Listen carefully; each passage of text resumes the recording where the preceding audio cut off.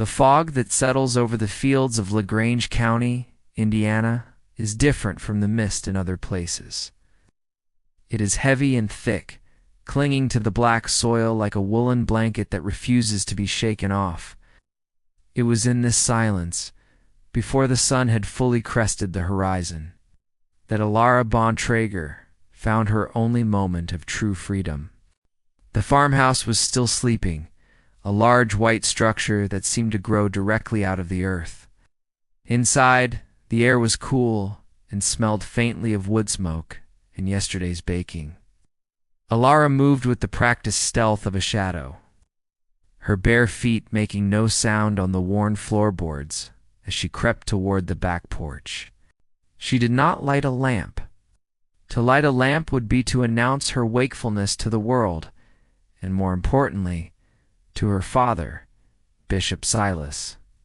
Instead, she sat on the rough wooden steps, pulling a small, battered piece of slate and a nub of charcoal from the deep pocket of her nightdress. This was her rebellion. It was not a rebellion of loud words or angry defiance, for Elara was a gentle soul, obedient and soft-spoken. Her rebellion was in her eyes, and in the way her hand longed to mimic the lines of creation she saw around her. She looked out at the old oak tree standing sentinel by the driveway. The way the mist curled around its gnarled branches looked like the beard of an ancient prophet. Quickly, breathlessly, she began to sketch. The charcoal rasped softly against the slate, a sound so quiet it was swallowed by the morning breeze. She captured the curve of the branch, the heaviness of the fog, the solitude of the tree. It was not a perfect drawing, but it was alive. It held the spirit of the morning. In the Amish world, to make a graven image was to invite pride, to focus on the vanity of the world rather than the glory of God. But Elara could not stop. It was as if the beauty of the world hurt her physically until she put it down on the slate. She drew with a feverish intensity, knowing her time was short. The rooster in the coop shifted, a low cluck that signaled the coming dawn. Suddenly, the heavy thud of footsteps upstairs froze her blood. The floorboards above groaned under the weight of her father. Elara's heart hammered against her ribs like a trapped bird. She spat on her thumb and frantically wiped the slate clean, smearing the oak tree back into gray nothingness. By the time the back door opened, Elara was standing by the water pump, the slate hidden deep in her pocket, her face composed in a mask of Gelassenheit, the yielded stillness that was expected of her. Her father, Bishop Silas, stepped out, his suspenders already fastened, his beard gray and severe. "You were up early, Elara," he said, his voice gravelly with sleep. He did not look at her, his eyes scanning the horizon for signs of weather. He was a good man, a protector of his flock, but he was as unyielding as the iron rim of a buggy wheel. "The air is fresh, Dat," she replied, keeping her eyes lowered. "I thought I would start the water for the coffee before the boys wake." It was a half-truth. She had started the water, but only after she had destroyed her art. "Good," he grunted. "There is much to do. The English market is today. We must have the quilts and the fry pies ready to load by 7. He turned back inside, the screen door slapping shut behind him. Elara let out a breath she didn't know she was holding. She looked at her thumbs, stained black with charcoal and saliva. It was the only evidence that she had tried to capture the world. She rubbed the soot onto her apron, blending it into the dark blue fabric, and turned to face the day's labor. The journey to the Shipshewana flea market was a rhythm of hooves on pavement. The family buggy rocked gently, a small wooden boat in a sea of rushing cars and massive semi-trucks that roared past them. Elara sat in the back, facing the rear window, watching the world recede. Her mother, Miriam, sat in the front with Silas, clutching a basket of warm bread. Miriam was a woman worn thin by work and worry, her face etched with lines that told the story of 7 children and 40 years of farm life. She spoke little, her energy conserved for the tasks ahead.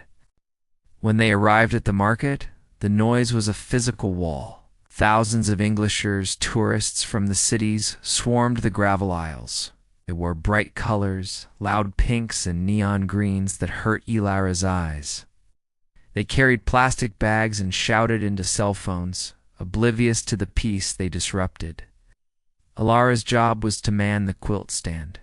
It was a tedious task. She had to stand for hours, smiling politely, but not too boldly, answering the same questions over and over. Did you make this by hand? How long did it take? Do you really not have electricity? It was just past noon when he appeared. He didn't look like the other tourists. He wasn't wearing a bright t-shirt with a slogan, and he wasn't eating a pretzel. He wore a faded denim jacket and carried a camera that looked heavy and expensive, slung carelessly over his shoulder. He stopped in front of the quilts, but he wasn't looking at the fabric. He was looking at the way the sunlight hit the intricate stitching of the log cabin pattern. He squinted, tilting his head, framing the image in his mind. Elara watched him, intrigued by his focus. He looked up, and his eyes met hers. They were gray, the color of the storm clouds that gathered over the corn in August. The geometry is incredible, he said softly. He didn't speak with the loud, patronizing tone most tourists used. He spoke as if he were talking to an equal. It is the log cabin pattern, Elara said, her voice barely a whisper. The red square in the center represents the hearth, the heart of the home. She recited the line she had said 1,000 times, but for some reason, today it felt different. The heart of the home, the man repeated. He looked at her, really looked at her, past the bonnet and the plain dress. My name is Caleb. I'm a photographer. I've been trying to find a way to capture the silence of this place, but all I seem to get is the noise. Elara felt a strange jolt in her chest. He understood. He saw the difference between the surface and the soul. The silence is hard to photograph, she said, a sudden boldness taking her, because the silence is not empty. It is full. Caleb paused, his hand freezing on his camera strap. He looked at her with a sudden intensity. That's exactly it. It's full. He hesitated, then reached into his bag and pulled out a small black notebook. I write down the things I can't photograph. Can I write that down? Elara nodded, terrified and thrilled. As he wrote, she saw his hand move across the paper. He was sketching, not writing. He made a quick, rough drawing of the quilt pattern, shading the corners with rapid strokes. He was an artist. You draw? She blurted out. The words hung in the air between them, dangerous and exposed. Caleb looked up, surprised. A little. It helps me see better. Do you? The question was innocent, but to Elara, it was a trap. We do not make images, she said, reciting the rule. It is vanity. But her eyes betrayed her. They lingered on his pencil, on the texture of the paper. Caleb saw it. He saw the hunger in her expression that she couldn't hide. Art isn't vanity, Elara, he said, using her name though she hadn't given it. He must have heard her mother call her earlier. Art is just a way of saying thank you to the world for being beautiful. He tore the page from his notebook and held it out to her. I cannot, she said, stepping back. To accept a gift from a stranger, an Englishman, was strictly forbidden. Her father was only 3 aisles away, selling furniture. If he saw this, the shame would be unbearable. Just look at it then, Caleb said, placing the paper on the table between them. It was the sketch of the quilt, but he had added something. In the corner he had sketched a small bird, a sparrow, sitting on the edge of the fabric. The sparrow, Elara whispered. He does not fall without the father knowing. Caleb smiled, a sad, crooked smile. Keep it, hide it, burn it. Don't tell me you don't see it.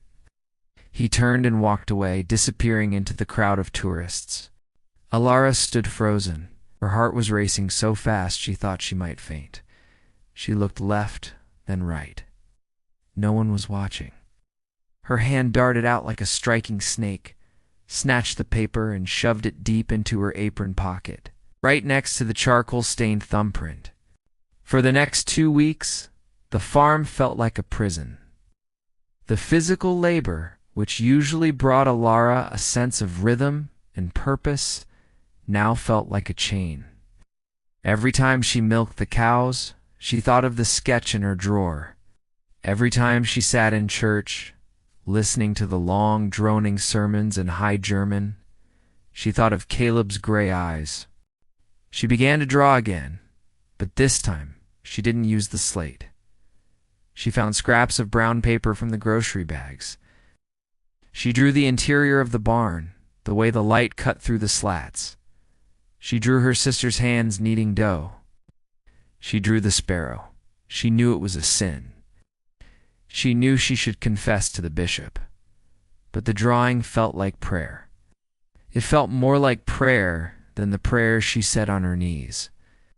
It was a conversation with God about the things he had made. Then, on a Tuesday, he returned. Elara was at the market again, but this time she was selling apple butter near the road. The crowd was thinner due to the threat of rain. She saw him walking down the gravel path, his camera gone. He looked tired, stopped at her table. "I didn't think you'd be here," he said. "I thought maybe I imagined you." Elara looked down at the jars of dark brown spread. "I am here every Tuesday," she said. "It is my duty." "Is it just duty?" Caleb asked. He leaned in closer. "I looked at your sketch, the one you didn't draw. You have an eye for balance.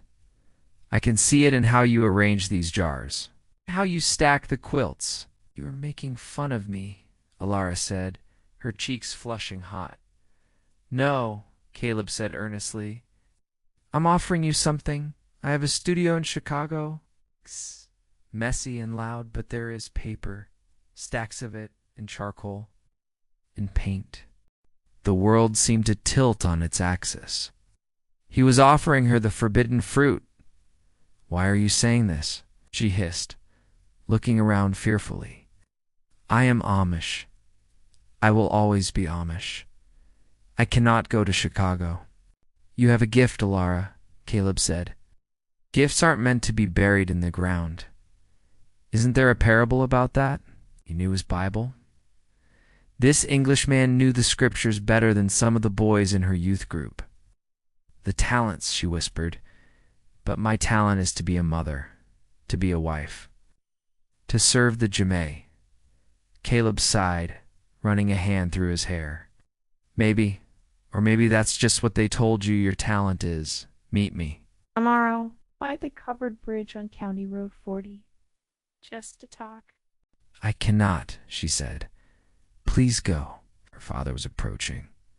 She could see his black hat bobbing above the crowd. Caleb saw him too. "I'll be there at sunset. Just think about it." He walked away just as Bishop Silas reached the table. "Who is that man?" Silas asked, his eyes narrowing. "Just a customer, Dad," Elara said, her voice trembling. "He asked about the ingredients in the apple butter. He has allergies." It was a lie.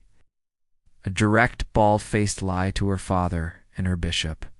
That night, a storm rolled in. The thunder shook the farmhouse, rattling the window panes. Elara lay in her bed, listening to the rain. The guilt was a heavy stone in her stomach. She had lied. She had kept a graven image. And now, she was contemplating meeting a man alone. But the thought of the paper stacks of it Caleb had said was a siren song. She imagined drawing without fear. She imagined drawing the storm, the chaos of the clouds, the flash of lightning. She imagined a life where she didn't have to hide the best part of herself. The next day, the work was grueling. The rain had washed out part of the driveway, and they spent hours hauling gravel with the wheelbarrows. Elara's arms ached. Her back throbbed. This was the plain life. Hard, unrelenting. As the sun began to set, Painting the sky in bruises of purple and orange, Elara made her choice. "I am going to check the fence line by the creek," she told her mother. "The storm might have brought down a branch." Miriam nodded, distracted by the crying of the youngest baby. Elara ran. She hiked up her heavy skirts and ran through the wet cornfield. The stalks whipped against her face, cutting her cheeks, but she didn't care.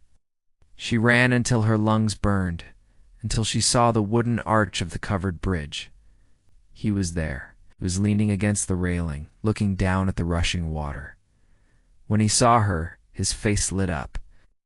Not with a predatory look, but with relief. "You came," he said. "I cannot stay long," Elara gasped, clutching her side.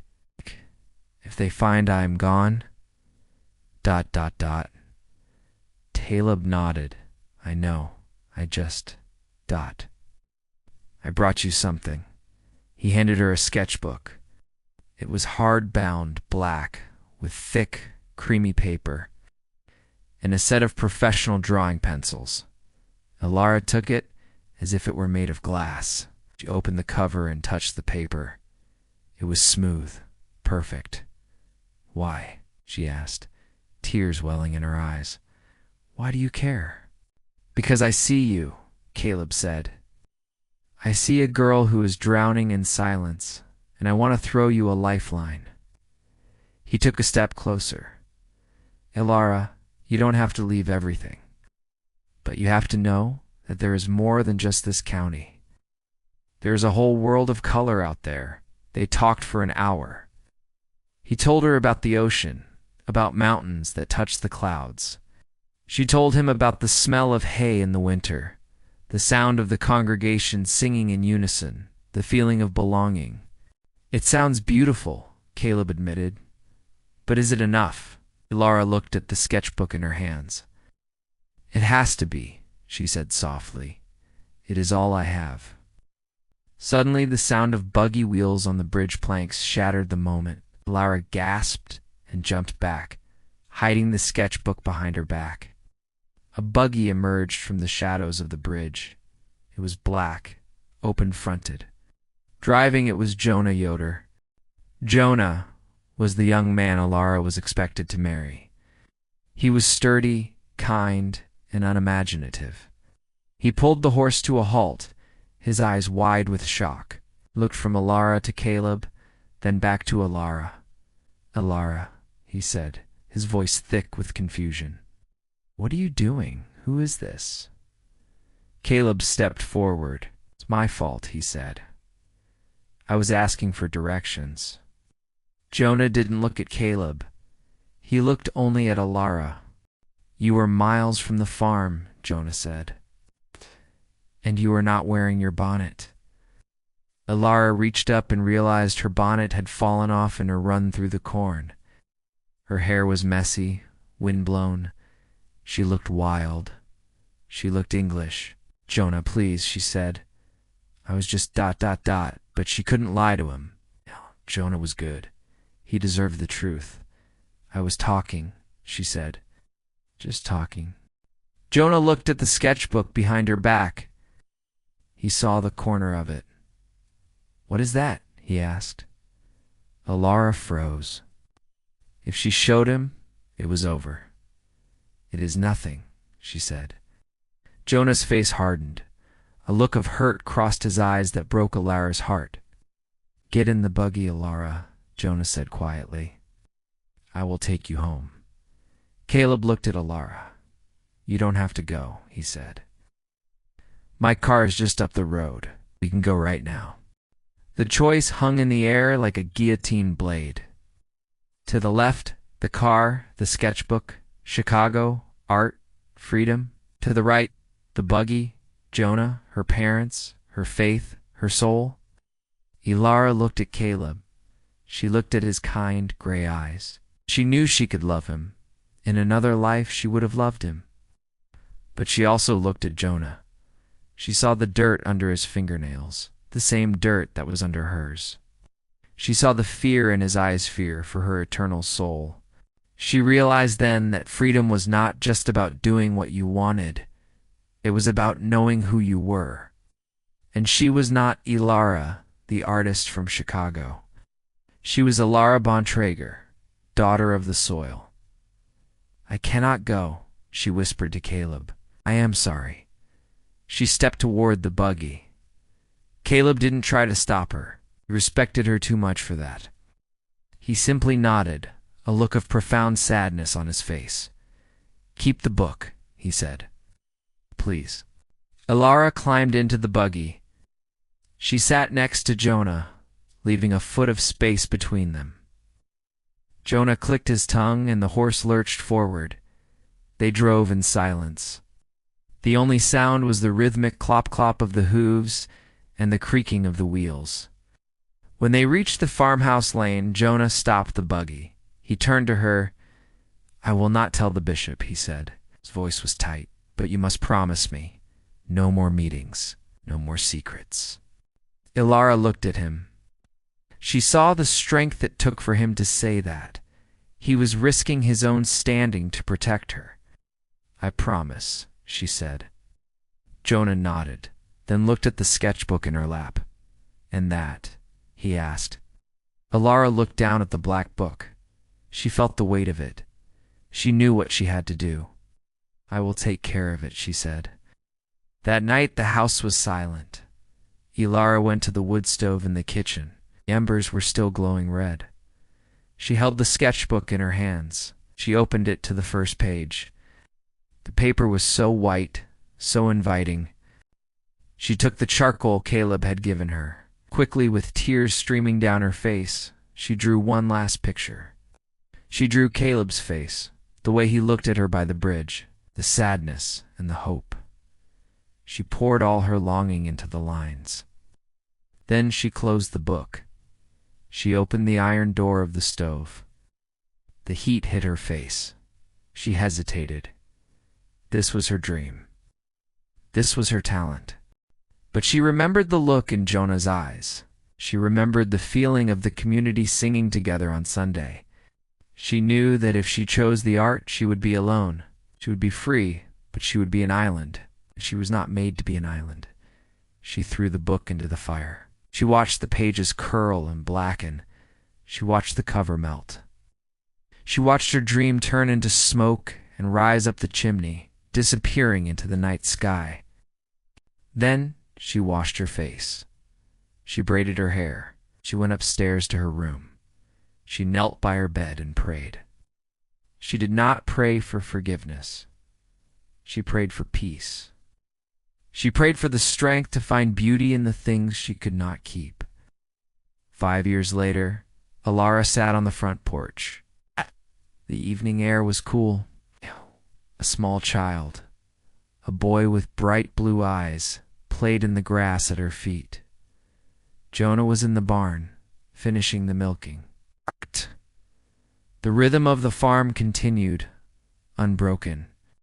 A car slowed down on the road, a tourist car. It paused, and someone inside took a picture of the farmhouse, of the picturesque Amish woman and her child. Elara didn't look up. She kept stitching the quilt in her lap. It was a new design. It was not a traditional pattern. It was a variation of the log cabin, but the lines were different.